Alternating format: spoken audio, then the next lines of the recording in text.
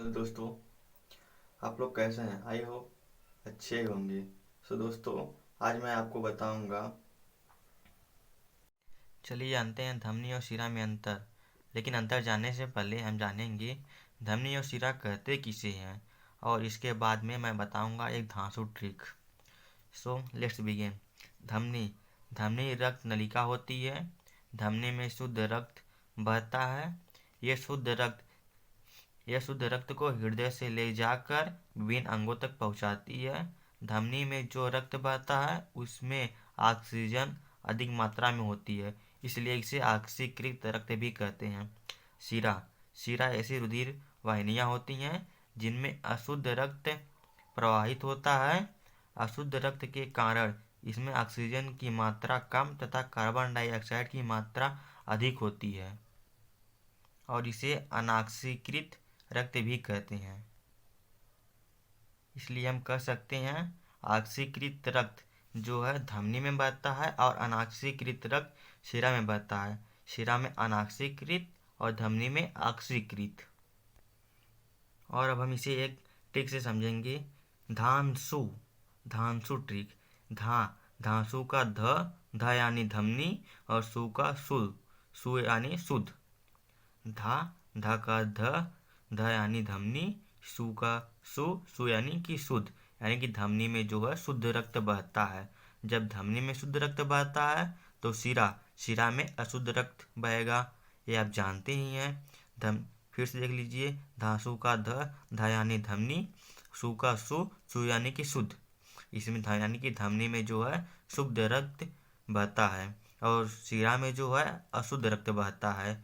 लेकिन इसी का उल्टा होता है महाधमनी और महाशिरा। महाधमनी में जो है अशुद्ध रक्त और महाशिरा में शुद्ध रक्त बहता है। और जब हम जाते हैं डॉक्टर के पास दवा लेने और वह इंजेक्शन लगाता है तो वह शिरा में इंजेक्शन लगाता है। चलिए अब जानते हैं धमनी और शिरा में अंतर। पहला अंतर है धमनी में रक्त हृदय से अंगों तक जाता है, और दूसरा है शिराओं में रक्त अंगों से हृदय की ओर जाता है। इसलिए जब आप बीमार पड़ते हैं और आप डॉक्टर के यहाँ जाते हैं तो डॉक्टर जो है इंजेक्शन शिरा में लगाता है, शिरा में। और दूसरा है धमनियों में ऑक्सीकृत रक्त होने के कारण लाल दिखाई देती हैं, और शिराएं जो होती हैं शिराओं में कार्बन डाइऑक्साइड युक्त रक्त होने के कारण यह नीली दिखाई देती है। इसीलिए जब हम डॉक्टर के पास जाते हैं तो डॉक्टर हमारा हाथ देखता है तो उसमें जो दिखाई देता है नीला नीला, वह शिरा ही होता है, यानी कि वेंस। और जो तीसरा है धमनियों में शुद्ध रक्त का प्रवाह होता है और शिराओं में अशुद्ध रक्त का प्रवाह होता है। चौथा है धमनियों में भित्तियां मोटी और लचीली होती हैं। शिराओं में भित्तियां कम मोटी तथा लचीली होती हैं। पांचवा है धमनियां त्वचा से दूर अंदर की ओर स्थित होती हैं, और शिराएं त्वचा के निकट बाहर की ओर स्थित होती हैं। जब कोई भी आदमी अपना हाथ काटता है तो वह उसकी शिराएं करती हैं, धमनियां नहीं।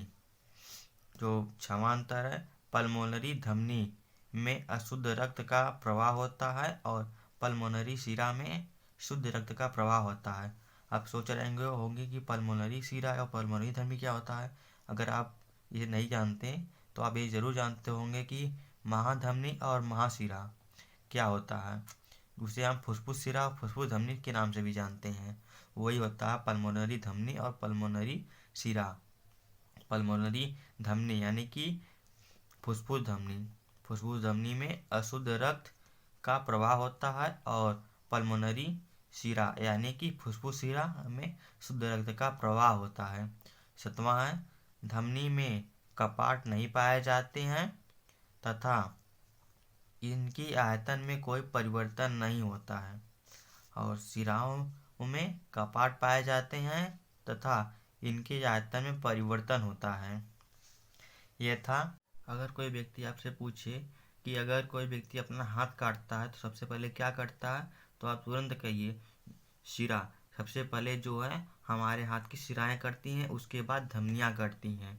यह था धमनी और शिरा में अंतर। आई होप आपको ये वीडियो पसंद आई होगी।